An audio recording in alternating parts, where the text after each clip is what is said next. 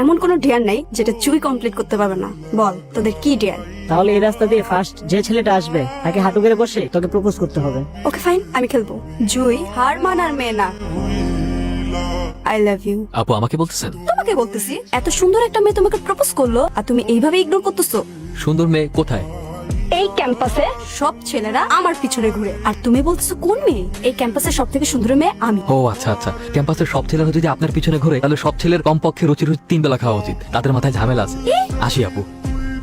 আরে তোরা সবসময় আমাকে দেখে এমন করিস কেন? আরে ভাই, কার সাথে কিভাবে কথা বলতে হয় তুই তো সেটাও জানিস না। তোর এই ঠুটকারেমি স্বভাবের জন্য ভার্সিটি সবাই তোর উপর বিরক্ত।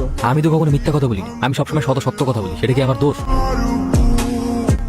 এই ছেলেটা কে রে? একবার সরিও বললো না। আরে তোর তো ভাগ্য ভালো, ওর সাথে তোর কথা হয়নি।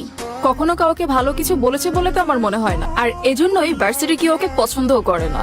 খুব ইন্টারেস্টিং কিন্তু দেখলাম ক্লাসে একা একা বসে, কেউ সাথে কথাও বলে না। হ্যাঁ, কিন্তু ভুলে কথা বলার বা ফ্রেন্ডশিপ করার চিন্তা তুই মাথায় আনিস না। সবাই ওকে ইগনোর করে, তোরও উচিত ওকে ইগনোর করা।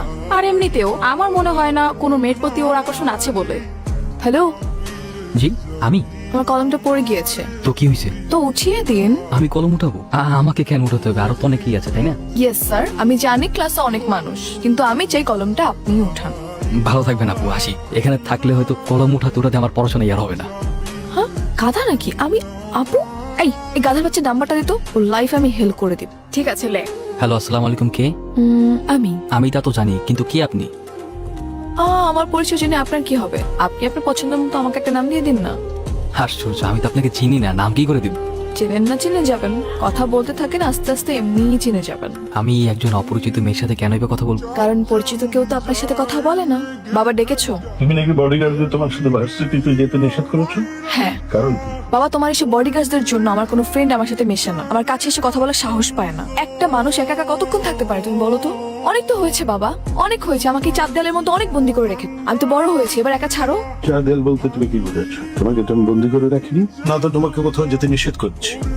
আমার মেয়ের লাইফ যাতে রিস্কে না পড়ে এই জন্য বডিগার্ড রেখেছি। আর বডিগার্ড রাখাটা আমাদের পারিবারিক রীতি। কাল থেকে তুমি বডিগার্ড নিয়ে ভার্সিটিতে যাবে, এটা আমাদের পারিবারিক রীতি। কিন্তু বাবা, তোমার এসব বডিগার্ডরা সেদিন একটা লোককে নির্মম ভাবে মেরেছে, বিনা দোষে কারো গায়ে এভাবে হাত তোলার রাইটস কারো নেই বাবা। বিনা কারণে ওকে শাস্তি দেওয়াটা যথেষ্ট লজিক্যাল ছিল। একটা রাস্তা খেয়ে আমার মেয়েকে প্রপোজ করবে, ওকে মেরে যে হাত পা ভেঙে দেয়নি, এটা ওর কপাল। হ্যাঁ, ঠিক এই কারণে তোমার বডিগার্ডদেরকে আমার সাথে যেতে নিষেধ করেছি। আর তোমাকে বলে দিচ্ছি, তুমি যদি আমাকে পাঠাও ওদেরকে আমার সাথে, তাহলে কিন্তু ভার্সিটিতে জব অফ করে দিব, নিজেকে চার দেয়ালের মধ্যে বন্দি করে ফেলবো। অনেক হয়েছে বাবা, আর কত? তোমার এসব অ্যারোগেন্ট বিহেভিয়ার আমি নিতে পারতেছি না। আমি তো একটা মানুষ, আমাকে একটা ছাড়ো প্লিজ, ভালো লাগে না আমার এইসব।